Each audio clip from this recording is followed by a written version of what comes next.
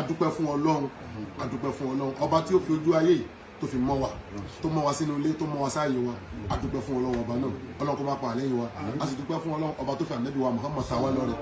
nínú Islam ní gbogbo ayé adúpẹ́ fún Ọlọ́run ọba náà a tó wá dúpẹ́ fún Ọlọ́run ọba tó fi bàbá wa Chief Sunday Igboho Adéyẹmọ òòṣà owó baba dami tó fi ta wá lọ́rẹ ní ilẹ̀ Yorùbá kí Ọlọ́run ọba kó jọ ẹ̀tọ́ ọmọ Yorùbá èyí tí wọ́n jà fún wa lọ́wọ́lọ́wọ́ Ọlọ́run ọba jẹ́ kó ṣe ṣe o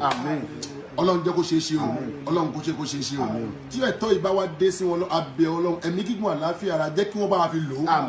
ẹ̀mí gígùn àlàáfíà Ọlọ́run jẹ́ kó bá wa fi lò ó gbogbo àwọn òbílẹ̀jẹ́ nínú Yorùbá tí wọ́n máa ń gbẹ̀yìn bẹ́bọ jẹ́ pé tí bàbá wa ń ṣe yìí pé kò tẹ́ àwọn lọ́rùn pé báyìí ni tí wọ́n máa gbẹ̀yìn Ọlọ́run máa tún wọn láṣìírí Ọlọ́run jẹ́ kí ilẹ̀ Yorùbá Ọlọ́run jẹ́ kó máa mú wọn Ọlọ́run máa bá fi ilẹ̀ Yorùbá mú wọn má jẹ́ kí ọwọ́ agbára ọ̀tá Ọlọ́run bá wa ṣe Sunday Adéyẹmọ ìta máa bẹ Ọlọ́run ọba fún ẹ̀mí gígùn àlàáfíà ara òṣùpá ní ilẹ̀ Yorùbá Ọlọ́run má jẹ́ wọ̀kùn lójijì oòrùn ní tá a fi ń ṣaṣọ nílẹ̀ Yorùbá Ọlọ́run má jẹ́ wọ̀kùn lójijì Ọlọ́run ṣe láti jẹ́ Muhammad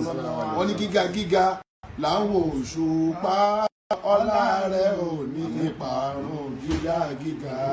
là ń wo òṣùpá ọlá rí o bàbá Chief Sunday Adéyẹmọ ọlá yóò ní parun ẹ ní parun gbogbo ẹnu tó ń ṣàdúrà fún yín láyé ẹ mọye wọn Ọlọ́run o àfi bí Ọlọ́run ẹ̀mí gígùn àlàáfíà ara Ọlọ́run má ṣe àbá fi jí kí bó tilẹ̀ òun kẹ́mi wá gùn tó má jẹ́ mọ́sàrí ọmọ má jẹ́ mọ́sàrí ìyàwó gbogbo àwọn tá a wá ń jẹ́ olólùfẹ́ yín tá a kó jọ pẹ̀lú Ọlọ́run.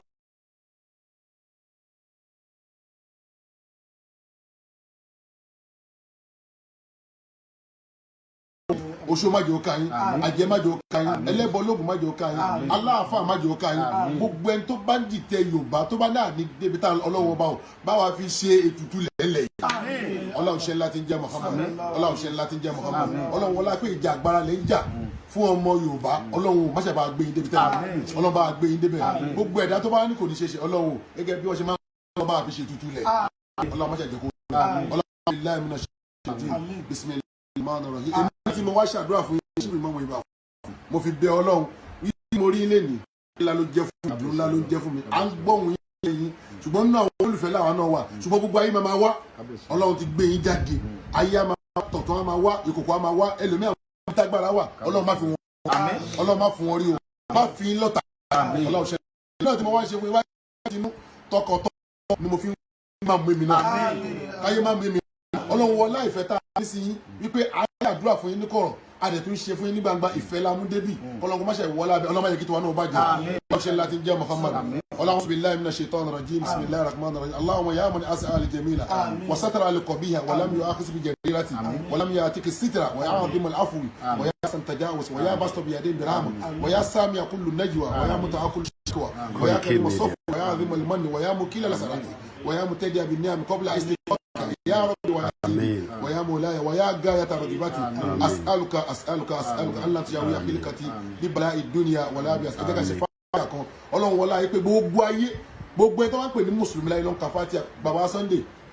Adéyẹmọ gbogbo bí kíbi tẹ́ ẹ bá ń dé láyé ẹ máa gbà yìí ẹ máa níyì ni òde tẹ́ lọ tẹ́ ní jáde Ọlọ́run bá òun jẹ́ ní Ọlọ́run ṣe láti jẹ́ mọ́ Ọlọ́run billahi minash shaitanir rajim bismillahir rahmanir rahim alhamdulillahi rabbil alamin arrahmanir rahim maliki yawmiddin iyyaka na'budu wa iyyaka nasta'in ihdinas siratal mustaqim siratal ladina an'amta alayhim ghayril maghdubi alayhim waladdallin Ọlọ́run kó bá wa foríjì bàbá yín Ọlọ́run kó bá mi fún bàbá yìí Ọlọ́run bá mi délẹ̀ fún níbi àwọn ìtàn tẹ́ ẹ sọ fún wa Ọlọ́run bá mi délẹ̀ fún bàbá náà Ọlọ́run bá mi délẹ̀ fún bàbá náà ìyá wa tó wà ń bẹ láyé ẹ̀mí gígùn àlàáfíà Ọlọ́run má ṣe bá mi jí kí wọn bó tilẹ̀ ń kẹ́mi wọn gùn tó má jẹ wọn sáré àti gbogbo èso ata bá a ṣàánú fún ìyá náà ẹ jẹ́ ká ṣe làkọ́díjà kùn lè láfi fún ìyá wa tí wọ́n wà ní ẹ̀mí gígùn يقول ما شاء بسم الله الرحمن الرحيم لقد جاءكم رسول من انفسكم عزيز عليه ما عنتم حريص عليكم بالمؤمنين رؤوف رحيم فإن تولوا فقل حسبي الله لا اله الا هو عليه توكلت وهو رب العرش العظيم بسم الله الرحمن الرحيم لإلاف قريش إلافهم ليلة الشتاء والصيف فليعبدوا رب هذا البيت الذي أطعمهم من جوع وآمنهم من خوف اللهم صل على سيدنا محمد وعلى وسلم سبحان ربك رب Quickly, media, bringing the word closer to your doors.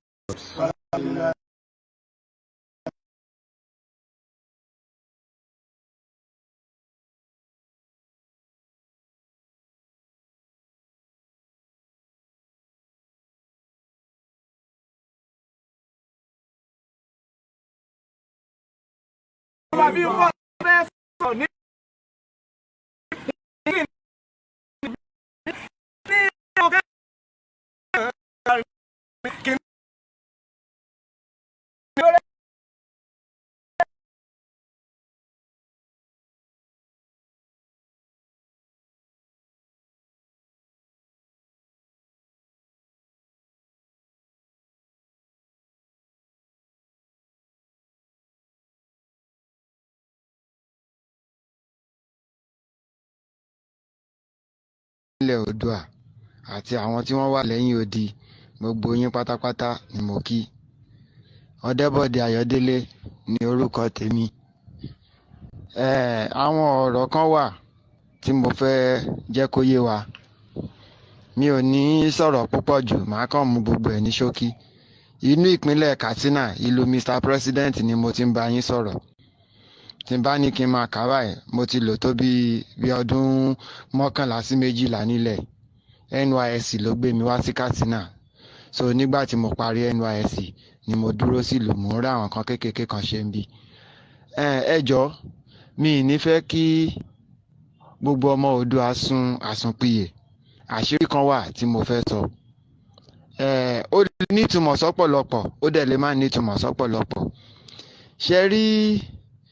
ìjà Fúlàní tó ń lọ lọ́wọ́lọ́wọ́ tó ń kọjú sí ọmọ Oòduà àtàwọn ọmọ ilẹ̀ Ìgbò, ó kọjá ní táwọn èèyàn wá lérò. Ọ̀pọ̀lọpọ̀ ń wò ó pé bóyá kàn kó àwọn Fúlàní wá, kọ́kàn wá já wa lógun, kán gba ilẹ̀ wa. Ní tó wà ńlẹ̀ ó kọjá pé ilẹ̀ wa tán fẹ́ gbà. Wọ́n ní plans titi wọn. They have their plans. Ṣé rí àwọn ará bíi ìjà tán máa jà ní ẹgbẹ̀rún ọdún, wọ́n ti máa bẹ̀rẹ̀ sí rìnrìn àjò ẹ̀ látẹ̀ni. Kì í ṣòjijì làwọn kan máa ń dìde tán máa ń jà. Gbogbo ohun tó ń ṣẹlẹ̀ ń sìn, plans ẹ̀ ti wà ńlẹ̀ since many years backwards. Now, Buhari kò fẹ́ kúrò ní presidency. He wants to rule for long. Gbogbo ohun tó ṣẹlẹ̀ lẹ́nujọ́ mẹ́ta táwọn Fúlàní terrorize àwọn ìgbèríko wa tán jẹ́ káwọn èèyàn lọ sóko mọ́, wọ́n ṣe ń bẹ̀rẹ̀ preamble lásán lẹ̀ ṣeré àìtí rí nǹkan kan. So nísìnyí báyìí táwọn èèyàn wa náà wá fight back.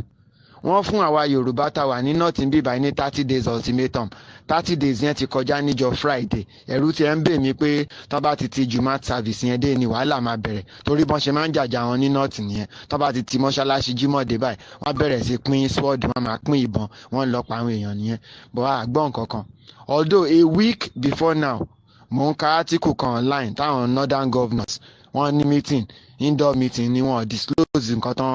tán lọ ṣe meeting lórí. So èmi ń wò ó pé wọ́n lọ rebrand the plans wọn ni. 30 days ultimatum tí wọ́n fún wa yẹn, wọ́n ti pipe lò lórí ẹ̀, but wọ́n ṣì ń bọ̀ wá act. Kì í ṣe ìsìn 30 days tí wọ́n fún wa yẹn, wọ́n ṣì máa gbégbèsè lórí ẹ̀, bọ̀ kò kì í ṣe ìsìn. Àwọn èèyàn wá kàn rò pé ogun ló ṣẹ́, wípé wọn jà mọ́ wọn ṣàgbọ̀n, wọ́n ṣì máa ṣe. And that will be towards 2023 election. Tó bá ti wá tó time election yẹn, wọ́n á tún deploy àwọn Fúlàní lọ sísàlẹ̀ kó tún lọ fa wàhálà lọ́dọ̀ wa. So ìgbà táwọn èèyàn wá bá fight back, náà ṣe máa bẹ̀rẹ̀ 30 days tí wọ́n fún wa sì tàn ṣe mọ́ yẹn. Ìgbà yẹn náà ṣe máa bẹ̀rẹ̀, wọ́n á bẹ̀rẹ̀ sí pa àwọn èèyàn wa ń bì wá. So wọ́n á tún make sure pé wọ́n attack ilẹ̀ Ìgbò náà, wọ́n á bẹ̀rẹ̀ sí ní pààyàn. At the end, election ò ní lè hold. United Nations máa come in. Ìgbà tó bá come in pé kí ló ń ṣẹlẹ̀, wọ́n á make sure pé wọ́n rí kinní náà settle, wọ́n rí solve. So, and Buhari being the acting president, ó máa remain there, ó máa remain síbẹ̀, everything máa fi calm. Wọ́n á dẹ̀ make sure pé wọ́n pump owó nǹkan yẹn ò calm. Á kàn wọ́n bẹ́ẹ̀ for many years. But àwọn èèyàn ò rí pé strategy tó tán mú bọ̀ nìyẹn. Plans wọn gangan ni mo ti sọ fún yín yẹn. Wọ́n sì lọ́pọ̀lọpọ̀ nǹkan tó ń gbé bọ̀, wọ́n fẹ́ Islamize Nigeria náà, tó yẹ pé the whole nation máa jẹ́ Islamic nation. Mission wọn yẹn náà wà lára ẹ̀. So gbogbo ìtàn cover ilẹ̀ wa bọ̀ díẹ̀díẹ̀, wọ́n fẹ́ gba ilẹ̀ wa ni.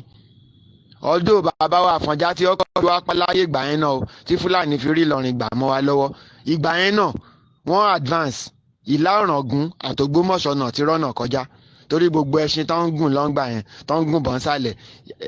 ìlà ọ̀ràngún làwọn ẹṣin wọn ti bẹ̀rẹ̀ sí kú àwọn ọlọ́dẹ tán wà nígbó ti rí wọn ṣáájú wọn ti rí wọn sọ̀pọ̀lọpọ̀ wọn padà sílé lọ inform ọba pé tọ̀ àwọn fúlàní ti ń bọ̀ o so wọ́n ṣàrò gbogbo ojú ọ̀nà yẹn so ìgbà táwọn ẹṣin wọn kú ló di pé wọ́n padà sẹ́yìn Ògbómọ̀ṣọ́ náà àwọn náà jẹ́ kan cross so gbogbo ibi tí boundary with Madam Fodio ti end tí wọ́n ṣe lè advance if not wọn bá ti conquer the whole nation tipẹ́ àwọn Haúsá tán tún wà ń bì báyìí náà wọn ò mọ̀ wọn àwọn gan mọ́ right wọn Fúlàní rìn wá bá wọn lẹ̀ wọ́n north ń bì báyìí ni wọ́n conquer wọn wọ́n gbà wọn gbogbo emirate council wọn ní north sìn àwọn Fúlàní náà jẹ́ emir àwọn ọmọ Haúsá tó ẹ̀jẹ̀ Haúsá wà lára wọn gan wọn ò jẹ́ kán gbérí wọn ò jẹ́ kán ní anything so àwọn Fúlàní yìí wọ́n máa ń apply force so history wọn yẹn làwọn eléyìí tún gbé wá tán fẹ́ manifest wọ́n fẹ́ manifest ẹ̀ ọwọ́ tí Uthman Dan Fodio gbé ń gbà yẹn òun ni Buhari náà fẹ́ máa gbé bọ̀nsìn and ó dẹ̀ ti cover everywhere ìrìn àjò tán plan sí báyìí wọ́n ti rìn 65% so few years to come now wọ́n máa activate ẹ̀ táwọn èèyàn wà báyìí tè dúró maintain ground wọn and tó bá really jẹ́ yí pé Odùduwà Republic tá à ń sọ yìí a fẹ́ kó di ṣíṣe a fẹ́ kó di múmúṣẹ ó ṣeé ṣe ká má lè dájà yẹn jà nílẹ̀ Oòduà o a gbọ́dọ̀ tún ran àwọn ọmọ Ìgbò yẹn náà lọ because tí igi tó da tó yẹ pé tá bá rí aginjù igbó báyìí tó yẹ pé àwọn igi mèremère igi ńláńlá ló wà ń bẹ̀ táwọn agbégilódò rí ibi wọbẹ̀ gégi tí ó sáyè fún àti kiri iṣẹ́ bọ̀ fi gégi tó bá wá jàjà ṣẹlẹ̀ yìí pé ìkan lára àwọn igi yẹn wá wó ẹ rí i pé àyè ti wà láti gé àwọn igi tó kù lulẹ̀ a gbọ́dọ̀ tún ran àwọn Ìgbò náà lọ́wọ́ o ìjà yìí ṣe ń ta lè dájà èmi ò mọ bẹ́yìn mùtúmù wa ẹ̀yin ọ̀jọ̀gbọ́n wa ṣe rí sí o òye tèmi lèmi fi ń bá yín sọ̀rọ̀ àmọ́ mo fẹ́ kẹ́ gbé yẹ̀wò ìjà tí àwa ọmọlẹ̀ Oòduà fẹ́ jà yìí a lè dájà láàrin wa àwọn ọ̀dàlẹ̀ wọ́n pọ̀ tó yẹ pé ẹjọ́ máa fi mọ̀ṣọ̀ kan ní ìsìn ìgbà tẹ́ bá yíṣẹ́ padà àwọn tó máa dalẹ̀ á dalẹ̀ àmọ́ tá a bá rìn pẹ̀lú àwọn Ìgbò tájọ dìde lẹ́ẹ̀kan náà tájọ jàjà yìí mélòó làwọn kinní burúkú yìí middle belt ló ń fún wọn lágbára now even tá bá wo axis map structure map tá bá ní ká ya middle belt kúrò láàrin wọn mélòó làwọn northerners gan middle belt lágbára wọn so ńgbà tí Ìgbò àti Yorùbá bá dìde tán rí pa ṣe nǹkan pọ̀ in line middle belt náà máa join wa mo mọ̀ pé Kogi máa bá wa lọ́nà ìyẹn dandan ni so ìgbà tí Kogi bá tẹ̀lé wa Benue máa tẹ̀lé wa àwọn Taraba yẹn Gombe Nasarawa ló kàn máa kù tíṣẹ́ máa wà ọwọ́ tí wọ́n ló wá kù sí tán bá dẹ̀ rí i pé minority ni wọ́n àwọn gò ní choice wọ́n máa join ally yẹn at the end yín tá lè fi jagun ìṣẹ́gun nìyẹn o because tán bá fi lè borí àwọn tán surround wa a lè dógun ìjà o a lè dájà rárá àtọ́ tán bá fi lè conquer ìkan lára àwọn táwọn náà dìjàngbara freedom wọn tán fi lè conquer àwọn tá support wọn ká dá sí ká jọ jàjà yẹn at the same time ó léwu fáwa náà tiwa dẹ̀ ló máa worst jù because wọ́n mọ̀ pé Yorùbá lágídí àkígbà tó bá ti jẹ́ ẹ̀tọ́ wa ni àìgbà torí ogun òkú àwọn bàbá wa rí lẹ́yìn Àfọ̀njá ọ̀dàlẹ̀ ìwà ọ̀dàlẹ̀ dẹ̀ ló jẹ́ kán kó Àfọ̀njá mógun so n tó ṣẹlẹ̀ ní tí ìbáyé pa Àfọ̀njá dalẹ̀ Àfọ̀njá ò lè kú sọ́wọ́ àwọn Fúlàní agbára ń bẹ ńlẹ̀ Yorùbá tẹ́ bá wo USSR of then ẹ rí i pé ńgbà tí USSR máa pín kò sí ogun kò sọ́tẹ̀ o kò sí tàjẹ̀ sílẹ̀ níbi kankan ṣẹ́mọ́ tó fà á tán fi rí i pín ìgbà tán máa pín almost 5 to 6 countries ló jáde nínú USSR tó fi wá dáṣẹ́ ku Russia nìkan bí tán wà yẹn ìyẹn tó fà á ni pé gbogbo àwọn regions yẹn gbogbo wọn dìde sọ́wọ́ kan náà ni iṣẹ́ tí ń lọ lábẹ́nú gbogbo wọn ti connect ara wọn pé tọ̀ ibi báyìí sí ibi báyìí làwa máa mú country wá sí ẹ̀yin náà mú ibi báyìí sí ibi báyìí fún country yín ẹ̀yin náà mú ẹ̀yin tọ̀hún yẹn ẹ̀yin náà mú láti bí síbẹ̀ yẹn fún country yín so gbogbo wa ìjọba ìlà máa dìde pa fẹ́ republic tiwa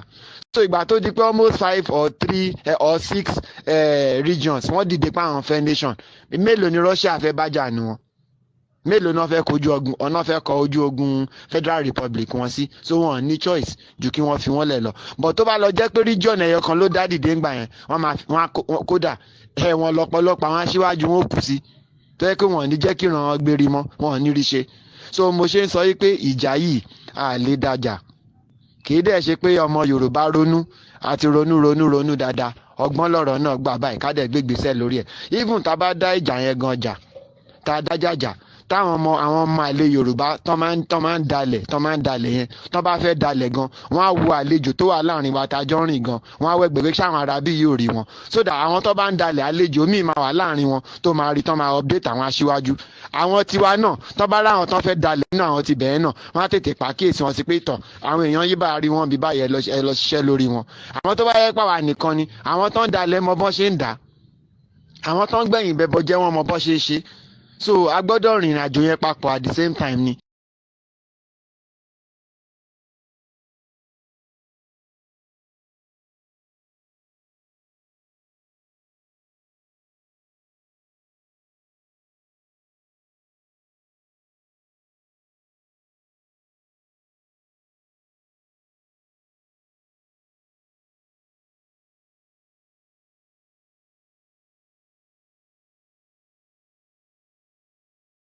wọn ìdí tán ṣe pé meeting northern governors tán lọ ṣe indoor meeting nìyẹn wọn ò fẹ́ bẹ́ wọn mọ̀ pé táwọn bá yètè àti ń sìn dream táwọn fẹ́ achieve nígbà tán fẹ́ achieve ẹ̀ wọn ò ní lè rí ṣe mọ́ so wọ́n ti lùlù orin yẹn kalẹ̀ nìyẹn ọ̀pọ̀lọpọ̀ èèyàn dẹ̀ ló máa jó sí tó yẹ pé ìgbà tó bá máa end wọn ò ní mọ̀ so òun náà ṣe dákẹ́ báyìí wọ́n ní strategies gan àwọn haúsá yẹn gbọ́n wọ́n ní strategies gan so nísìnyí báyìí wọ́n dúró de 2023 ni tó bá ti ń tó time election jọ́ tó bá ti lift tó bá ti fly off kíní election báyìí everybody máa múra ogun ìgbà yẹn làwọn Fúlàní yẹn máa bẹ̀rẹ̀ sí wọ everywhere so tó bá di páwọn èèyàn wa náà àtàkùn wọn padà wọ́n á bẹ̀rẹ̀ sí nípa wa táwa ńlẹ̀ haúsá ń bì báyìí náà àmọ́ kọ́ lọ́n ṣọ́wá jù gbà yẹn náà lọ ogun ní bá wa ń bì báyìí àwa gan ti wá nǹkan kan ṣe àti padà wálé so idea tèmi ní kèmí ya gbogbo lé nìyẹn ẹgbẹ́ yẹ̀wò tó bá dẹ̀ jẹ́ pé mi ìsọdà náà tọ̀ ọmọ ìyá ni gbogbo wa ibi tí n bá ti bùkù ẹ jẹ́ kó yé náà yé mi gbogbo wa náà ń kọ́ ẹ̀kọ́ lójoojúmọ́ ni tọ̀ ẹ ṣeun o.